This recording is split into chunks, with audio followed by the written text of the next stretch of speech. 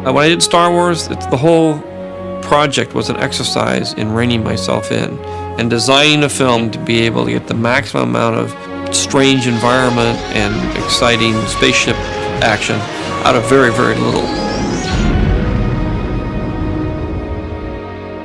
I don't really have to rein myself in anymore. Welcome to episode 2. Roll, please. Action! I would say over half the sets are digitally created. That was great. It's in essence a digital movie, so that ILM is really working on every single shot.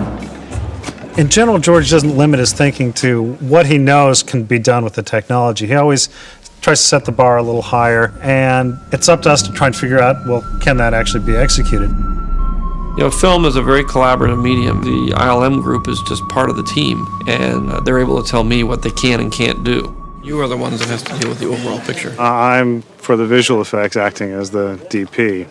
So I'm concerned primarily with the technical and aesthetic issues of putting the shots together. Rob is kind of the actors. George will direct Rob, and Rob will pass that on to his people. We are no longer safe under their protection. Perfect. Okay, print the last one. Be sure that the animation department gets that piece. And that's how we do it. No matter what you do in motion picture medium, it's an exercise in utilizing resources and technology. You know, the sphere is always this object of mystery. People want to know what is it, what the hell are you doing? It's a way of sampling lighting in a particular location to see how the whole scene is illuminated.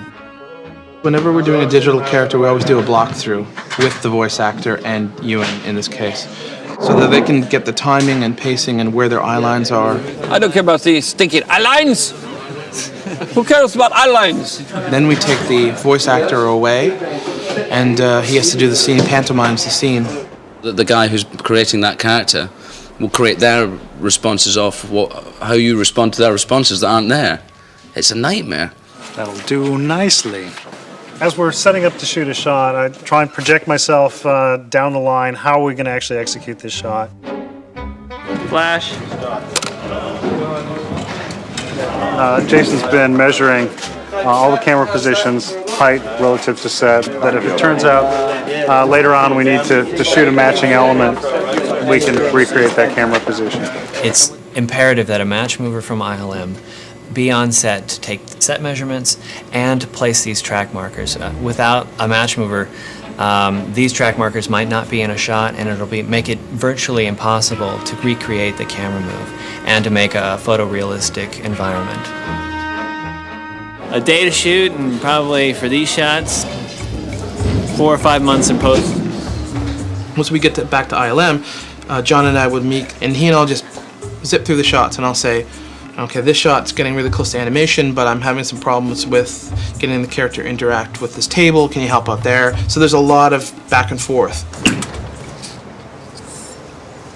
Now what do? I go to ILM every Tuesday and Thursday morning, and I go over the work they're doing. Locked out. Even I can't get past the security. I go over on the computer the characters or the specific shots that they're working on. The real breakthroughs, I think, with ILM were to take the strides and the inventions that have been created over the years and then try to streamline them and make them less expensive. You have no idea what some of these things can look like or some of these things will be. So you just kind of, get out there and act like everything's normal. It's challenging because there's nothing there, but it's like theater in that way, It's very demanding on the imagination. I mean, when we started doing Star Wars, it was very hard to get a spaceship to fly and pan with it. Now it's just, we don't even think about it, it's so easy. With the new digital technology and everything, I'm pretty much, whatever I can imagine, I can do.